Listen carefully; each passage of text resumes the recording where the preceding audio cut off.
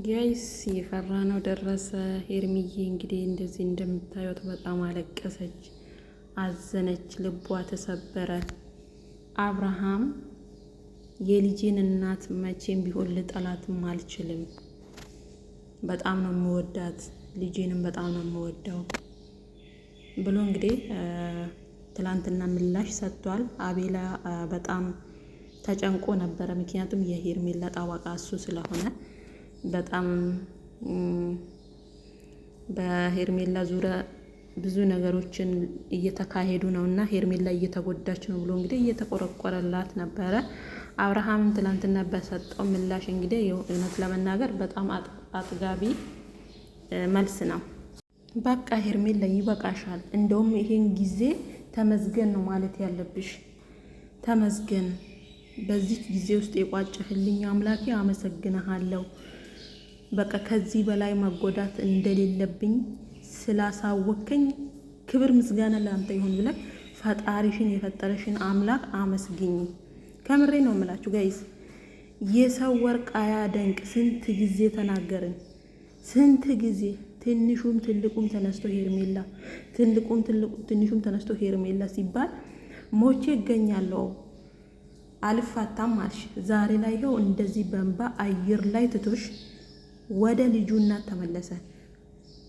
ትክክልም ነው ደግሞ፣ ምክንያቱም አንድ ባልና ሚስት ወይ ደግሞ አንድ ባለ ትዳሮች ከተጋቡ በዛ ላይ ደግሞ ልጅ ፍሬ ከተገኘበት ያ ትዳር የፈለገ ነገር ቢበጣበጥ እንኳን ሁለቱ እንዳልተፋቱ ነው የሚቆጠረው።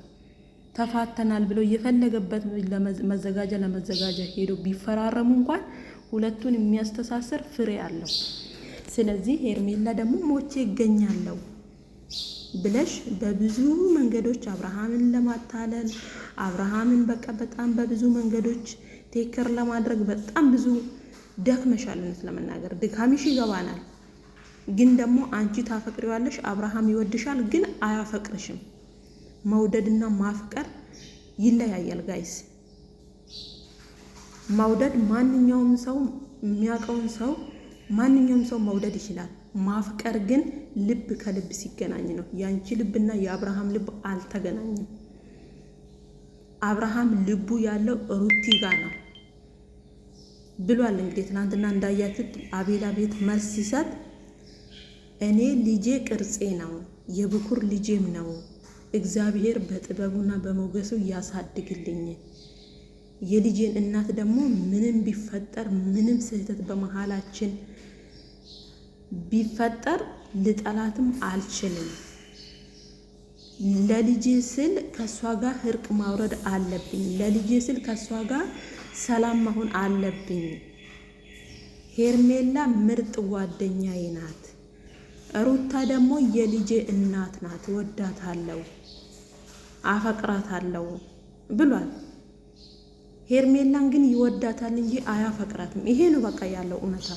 ሄርሚዬ ማሰላማ ምንም ማድረግ አይቻልም። ሲጀመር እኮ ከመጀመሪያው የማይሆን ቦታ ላይ ነው የገባሽው።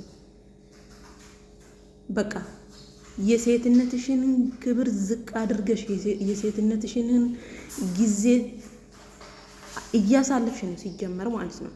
ገባሽ? አንቺ ወንድ ልጅ አይደለሽም። ወንድ ልጅ በፈለገበት እድሜ ላይ የፈለገውን ማድረግ ይችላል።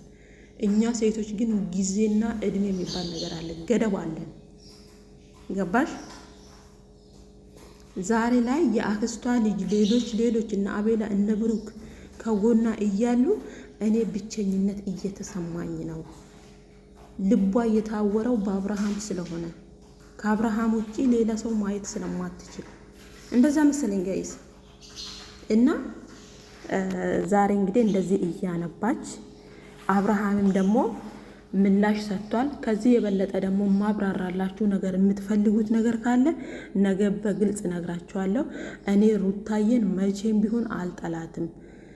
ልጄም ደግሞ የብኩር ልጄ ነው፣ ቅርጼ ነው፣ በልጅነት ያገኘሁት ልጄ ነው፣ እወደዋለሁ። እግዚአብሔር በጥበብና በሞገሱ ያሳድግልኝ። ለልጄ ስል ከልጄ እናት ጋር እርቅ ማውረድ አለብኝ ብሎ ተናግሯል። ከዚህ በላይ ታዲያ ምላሽ አለሽ ሄርሚዬ?